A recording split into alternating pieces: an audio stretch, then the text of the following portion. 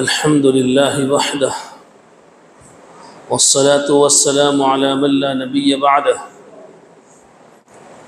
أما بعد فأعوذ بالله من الشيطان الرجيم بسم الله الرحمن الرحيم ما آتاكم الرسول فخذوه وما نهاكم عنه فانتهوا واتقوا الله إن الله شديد العقاب صدق الله العظيم۔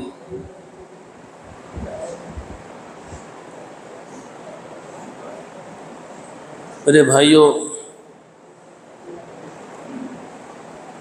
حضرت نبی کریم صلی اللہ علیہ وسلم کو اللہ رب العزت نے کامل اور مکمل شریعت لے کر بھیجا ہے۔ اب دنیا میں کوئی نبی آنے والا نہیں، کوئی نئی شریعت آنے والی نہیں، بلکہ اس شریعت کے احکامات سے ہٹ کر کوئی نیا حکم ہو تو ایک فیصلہ سنا دیا گیا، کل محدثۃ بدعہ۔ دین میں قرآن اور سنت سے ہٹ کر کوئی بھی نئی چیز ہو وہ بدعت ہے۔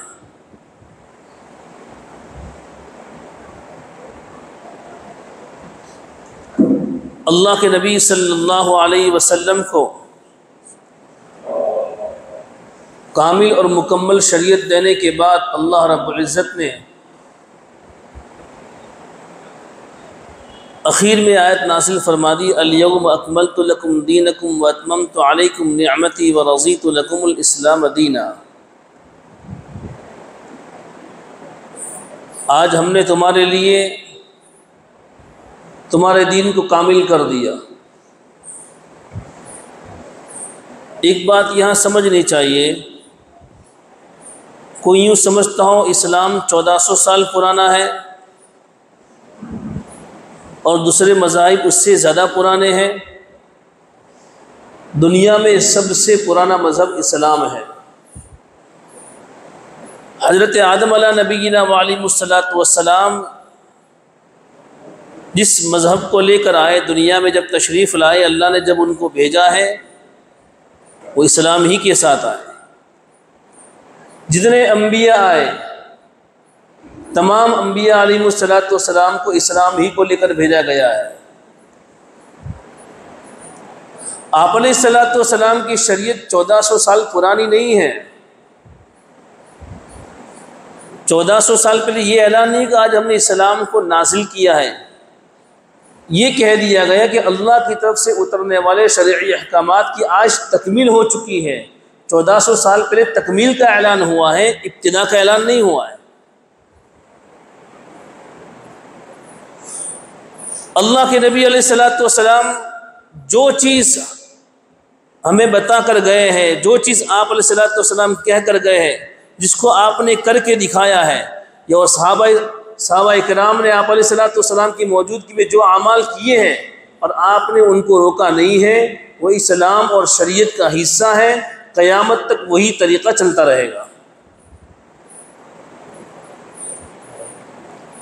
بلکہ اللہ کے نبی علیہ الصلاۃ والسلام نے جو بات جس طریقے سے کہی ہے، اللہ کا شکر ہے امت محمدیہ کے ایسے اصحاب پیدا ہوئے جنہوں نے آپ علیہ الصلاۃ والسلام کے کہے ہوئے الفاظ مبارکہ کی بھی حفاظت کی ہے۔ غالباً ابو داؤد شریف کی روایت میں ہے، جابر بن سلیم اس روایت کے راوی ہے، فرماتے ہیں میں ایک مرتبہ حاضر خدمت ہوا، اللہ کے رسول صلی اللہ علیہ وسلم کو پہچانتے نہیں تھے، تو کہتے رأیت رجلا یصدر الناس عن راعیہ، میں نے ایک شخص کو دیکھا کہ لوگ اس آدمی کی رائے پر، اس آدمی کی بات پر، اس آدمی کے فیصلے پر سارے کام کر رہے ہیں، وہ جو کہہ دے وہ کر لیتے ہیں۔ میں نے کہا، پوچھا یہ من ہوں، من ہادا، یہ آدمی کون ہے؟ قال رسول اللہ صلی اللہ علیہ وسلم، صحابہ کرام نے فرمایا اللہ کے رسول صلی اللہ علیہ وسلم۔ تو میں حضرت نبی کریم علیہ الصلوۃ والسلام کی خدمت اقدس میں حاضر ہو کر میں نے کہا علیک السلام، علیک السلام 2 مرتبہ کہا۔ اللہ کے رسول صلی اللہ علیہ وسلم نے فرمایا لا تقل علیک السلام، علیک السلام مت کہو، السلام علیک کہو، اس لیے کہ علیک السلام فإنہ تحیۃ المیت، یہ تو مردوں کا سلام ہے۔ حالانکہ دونوں کا ترجمہ ایک ہی ہوتا ہے، دونوں کا ترجمہ ایک ہوتا ہے، السلام علیک آپ پر سلامتی ہو، علیک السلام آپ پر سلامتی ہو۔ لیکن اللہ کے نبی علیہ الصلوۃ والسلام نے فرمایا میری سنت یہ ہے کہ آپس میں زندہ لوگ اس طریقے سے سلام کریں، السلام علیکم، السلام علیہ السلام کا لفظ پہلے استعمال کریں۔ اللہ کے نبی علیہ الصلوۃ والسلام نے جو الفاظ اپنے مبارک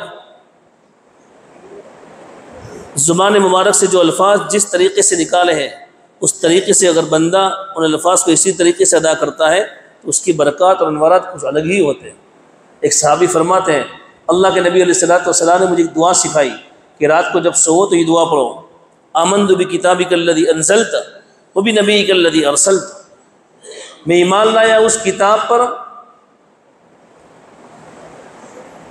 آمنت بکتابک الذی انزلت، میں ایمان لایا اس کتاب پر جس کو آپ نے نازل فرمایا ہے، وبنبیک الذی ارسلت، اور اس نبی پر جس کو آپ نے بھیجا ہے۔ کچھ دنوں کے بعد حضرت نبی کریم صلی اللہ علیہ وسلم نے مجھ سے پوچھا کہ میں نے آپ کو ایک دعا سکھائی تھی، وہ دعا تم پڑھتے ہو؟ کہا اللہ کا رسول پڑھتا ہوں۔ کہا مجھے سناؤ کیا پڑھتے ہو؟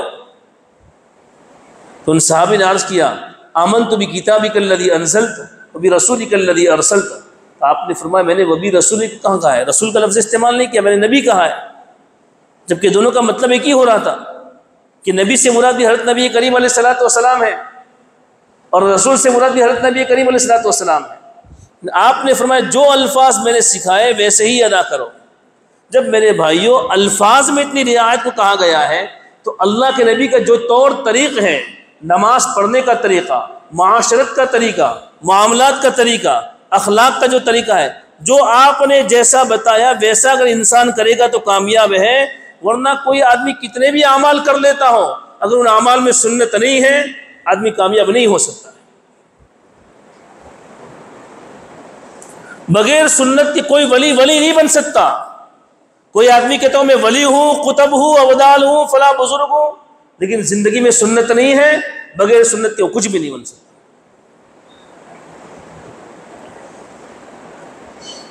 اس لیے کہ اللہ کی محبت کو حاصل کرنے کے لیے، اللہ کے تعلق کو حاصل کرنے کے لیے قرآن نے ایک اصول بیان کر دیا ہے، ان کنتم تحبون اللہ، اگر تم اللہ سے محبت کرنا چاہتے ہو، اللہ کے محبوب بندے بننا چاہتے ہو، اللہ کے ولی بننا چاہتے ہو، اے نبی ان سے کہو قل ان کنتم تحبون اللہ فاتبعونی، میری اتباع کرو۔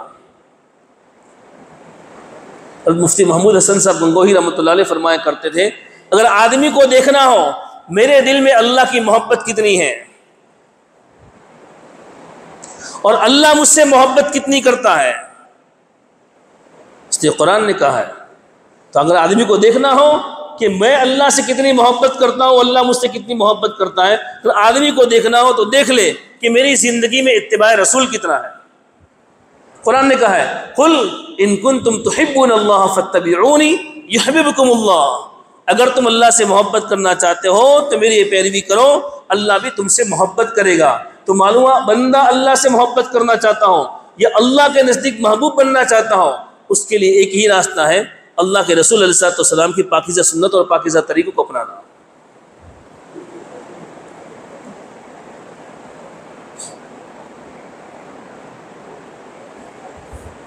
پھر جابر بن سلیم نے پوچھا انت رسول اللہ، آپ اللہ کے رسول ہو؟ آپ اللہ کے رسول ہو؟ اللہ کے نبی علیہ السلام نے فرمایا انا رسول اللہ الذی اصابک ضر اذا دعوتہ فکشفہ عنک، میں اس اللہ کا پیغمبر ہوں میں اس اللہ کا پیغمبر ہوں کہ جب تجھے کوئی مصیبت پہنچے اور تو اس اللہ کو پکارے، اللہ تیری مصیبت کو دور کر دے۔ ایک مومن بندہ اللہ کی طرف گہال لگائے، اللہ کو پکارے، اللہ سے مدد مانگے، اور اس مومن بندے کی اللہ مدد نہ کرے، یہ ہو ہی نہیں سکتا۔ کبھی سچے یقین کے ساتھ، اعتماد کے ساتھ، اللہ کی ذات پر توکل کرتے ہوئے کبھی اللہ کے سامنے مانگے تو صحیح۔ اللہ کے نبی نے فرمایا میں اس اللہ کا رسول ہوں، اس اللہ کا پیغمبر ہوں کہ جب تجھے مصیبت پہنچے اور تو اللہ کو پکارے تو اللہ تیری مصیبت کو دور کر دے۔ آج ہمارا حال کیا ہو گیا ہے؟ ہم اللہ کو پکارتے ہیں، کب پکارتے ہیں؟ بلکہ ہم تو اس سے بھی آگے چلے گئے جو قرآن مقدس نے اللہ کے نافرمانوں کی مثال دی ہے۔ وَهُوَ الَّذِي يُسَيِّرُكُمْ فِي الْبَرِّ وَالْبَحْرِ حَتَّى إِذَا كُنْتُمْ فِي الْفُلْكِ وَجَرَيْنَ بِهِمْ بِرِيحٍ طَيِّبَةٍ وَفَرِحُوا بِهَا جَاءَتْهَا رِيحٌ عَاصِفٌ وَجَاءَهُمُ الْمَوْجُ مِنْ كُلِّ مَكَانٍ وَظَنُّوا أَنَّهُمْ أُحِيطَ بِهِمْ دَعَوُا اللَّهَ مُخْلِصِينَ لَهُ الدِّينَ لَئِنْ أَنْجَيْتَنَا مِنْ هَٰذِهِ لَنَكُونَنَّ مِنَ الشَّاكِرِينَ۔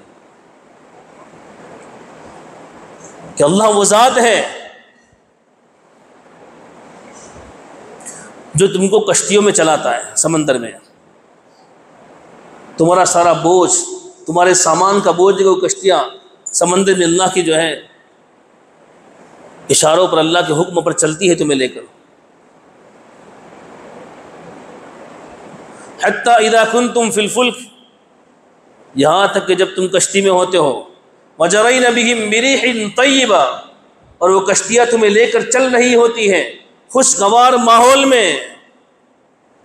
ایک مثال بیان کر رہا ہے قرآن، وہ اللہ جو تمہیں دنیا کی کشتی میں، دنیا کی زندگی میں تمہیں چلا رہا ہے اور خوشگوار ماحول میں اپنی زندگی گزار رہا ہے۔ اللہ نے مال بھی دیا ہے، اولاد بھی ہے، صحت بھی ہے، فرما بردار بیوی بھی ہے، فرما بردار اولاد بھی ہے، خوشگوار ماحول میں چل رہا ہوتا ہے، تو اس وقت انسان کو اللہ کی نافرمانی سوچتی ہے، اللہ کی ناشکری سوچتی ہے، اللہ کے احکامات سے بغاوت کرتا ہے۔ وَفَرِحُوا بِهَا، اور اس خوشگوار ماحول میں کشتی چل رہی ہے، اس پر آدمی اترا بھی رہا ہے، خوش ہو رہا ہے۔ جَاءَتْهَا رِيحٌ عَاصِفٌ وَجَاءَهُمُ الْمَوْجُ مِنْ كُلِّ مَكَانٍ، تو ان لوگوں پر جو کشتی جن کو لے کر چل رہی ہے، ایک آندھی آتی ہے، حالات آتے ہیں،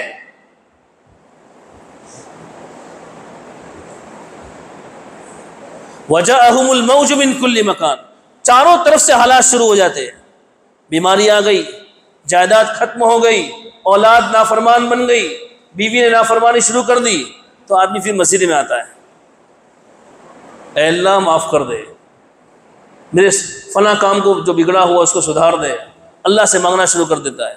جب چاروں طرف سے حالات آتے ہیں، وَجَاءَهُمُ الْمَوْجُ مِنْ كُلِّ مَكَانٍ وَظَنُّوا أَنَّهُمْ أُحِيطَ بِهِمْ، اور وہ سمجھ جاتے ہیں کہ پکڑے گئے، دعوا اللہ مخلصین لہ الدین، تو اللہ کو پکارتے ہیں خالص اسی کے لیے دین کو خاص کرتے ہوئے۔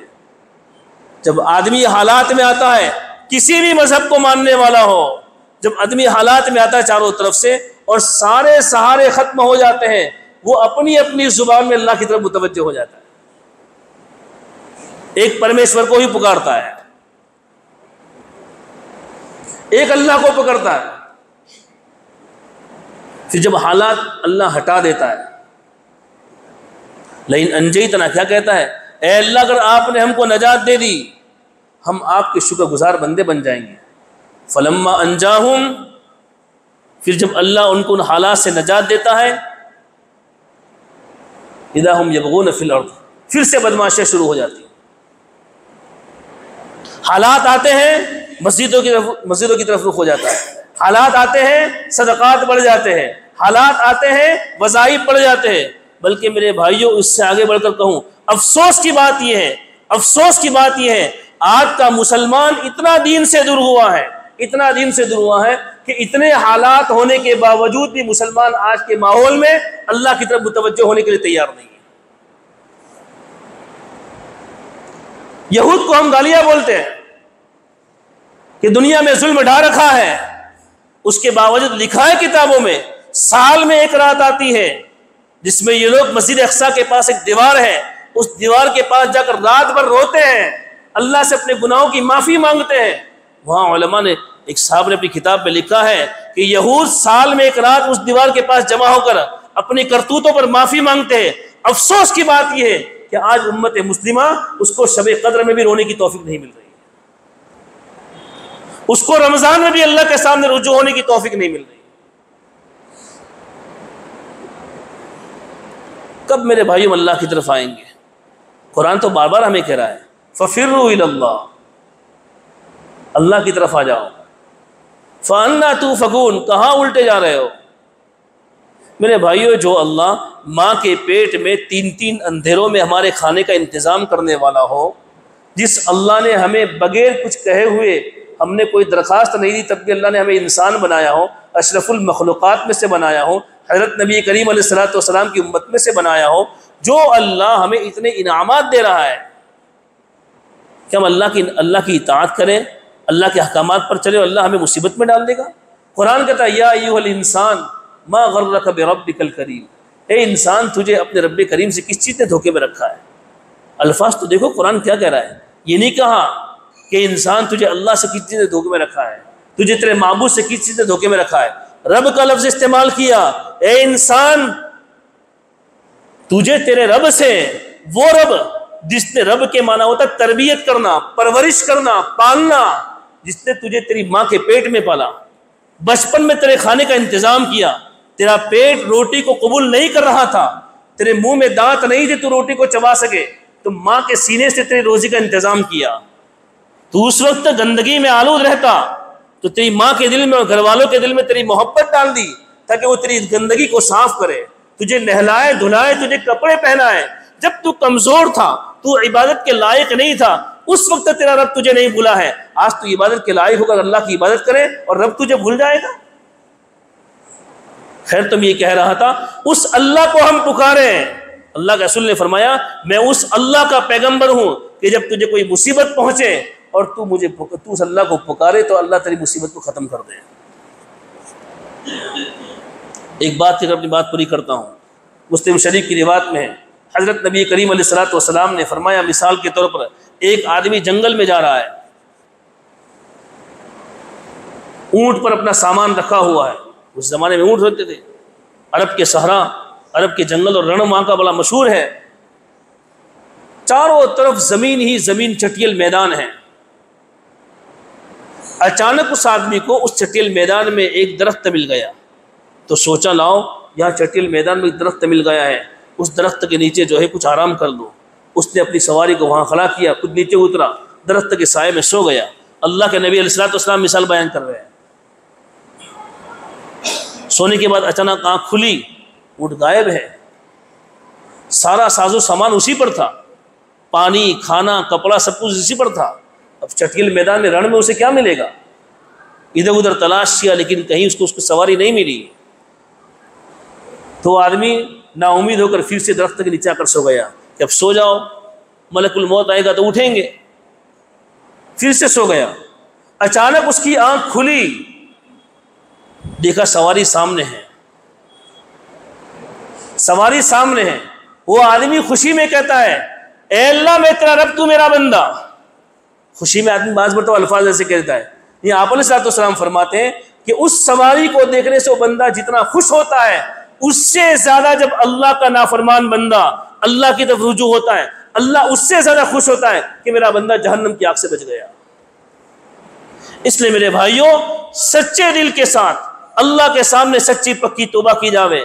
میرے بھائیوں، ایک ماں جو مخلوق ہے، ایک ماں جو مخلوق ہے، جب ماں کے سامنے نافرمان اولاد جب معافی مانگتی ہے، ماں اس نافرمان اولاد کو اپنے سینے سے لگا سکتی ہو، تو اس ماں کے دل میں شفقت اور محبت ڈالنے والا وہ رب جب اس کے سامنے اس کا بندہ پکارے اے اللہ مجھے معاف کر دے، میرے بھائیوں اللہ کا نظام حرکت میں آ جاتا ہے، میرے بندے نے مجھے پکارا ہے۔ اس لیے اللہ کی طرف متوجہ ہونے کی ضرورت ہے، اللہ سے معافی مانگنے کی ضرورت ہے۔ حالات کچھ بھی ہو، ہم نے اللہ کی نافرمانی کی ہے، ایک بات ہم نے اللہ کی نافرمانی کی ہے، کوئی ہمیں کچھ بھی کہتا ہو، فلاں یوں ہے فلاں یوں ہے، میرا اور اللہ کا معاملہ صاف ہونا چاہیے۔ اور مجھے اور آپ کو کسی گنہگار کو گنہگار کہنے کا حق نہیں ہے، مجھے اور آپ کو کسی گنہگار کو گنہگار کہنے کا حق نہیں ہے۔ کیا معلوم میں جس کو حقیر سمجھتا ہوں، قرآن کہہ رہا ہے یا ایھا الذین آمنوا لا یسخر قوم من قوم عسى ان یکونوا خیرا منہم، اے ایمان والو تم کسی کا مذاق اور ٹھٹھا مت بناؤ، تمہیں کیا معلوم تم جس کا ٹھٹھا اور مذاق بنا رہے ہو وہ تمہارے مقابلے میں اللہ کے نزدیک زیادہ محبوب ہو۔ کیا معلوم میری 40 سال کی نماز ہے اور میری عبادتیں اللہ حفاظت کرے وہ میرے منہ پر مار دیے جاوے، اور جس کو ہم گنہگار سمجھ رہے ہیں وہ مسجد میں آ کر ایک سجدہ کرے، اللہ اس سجدے کو قبول کر لے۔ لہذا میرے بھائیوں ہمیں کسی کو حقیر سمجھنے کی ضرورت نہیں ہے۔ اگر ہماری زندگی نافرمانی میں گزری ہو ہمیں اللہ کی ذات سے نا امید ہونے کی ضرورت نہیں ہے۔